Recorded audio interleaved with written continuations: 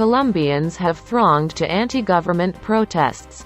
Hundreds have gone missing. Juan Esteban Torres left his home on the afternoon of May 18 to join an anti-government protest in Caldas, Colombia. Millions across the country had taken to the streets in daily demonstrations against rising poverty, inequality and police brutality.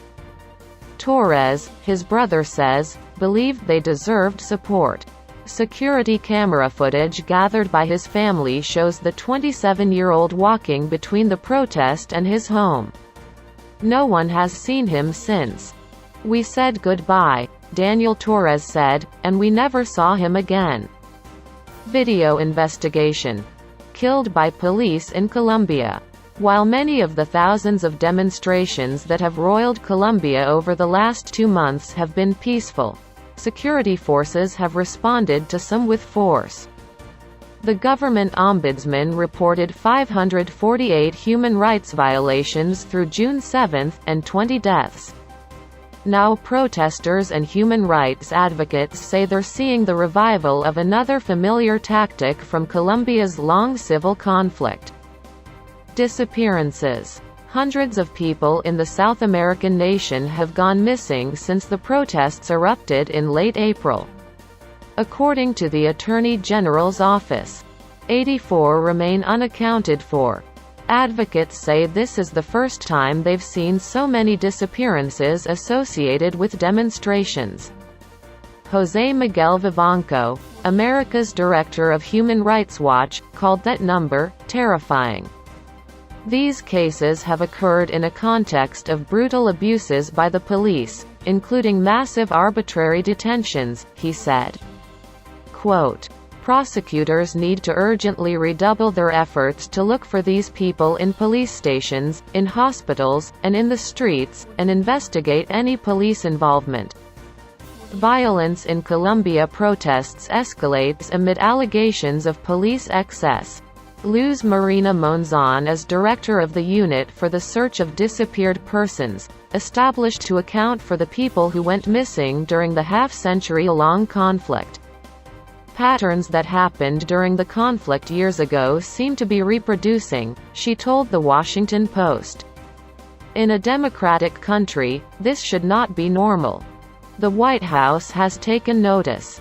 Spokeswoman Jen Psaki urged authorities last month to continue to work to locate all missing persons as quickly as possible. The government of President Ivan Duque has said it's doing all it can.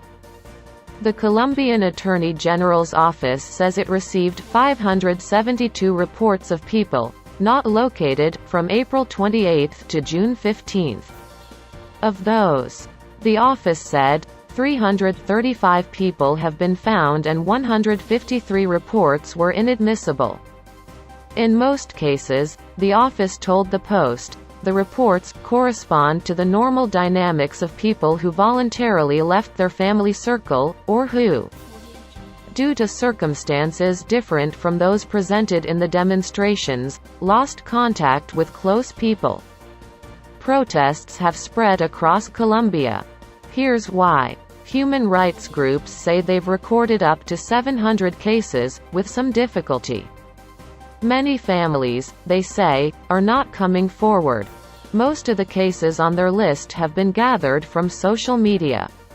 Some people, when they are arrested, shout out their name and ID, and sometimes, we only have that information and photos or videos that protesters manage to get with their phones, said Gloria Gomez, coordinator of the Association of Families of the Detained and Disappeared.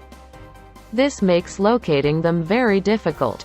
The Attorney General's office is investigating 84 cases of missing persons, 4 of them as forced disappearances.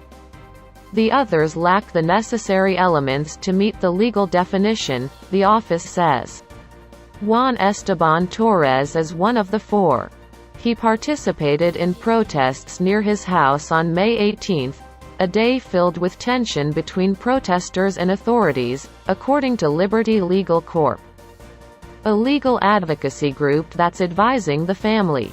After running from police, the group said, Torres and others sought refuge in a house nearby.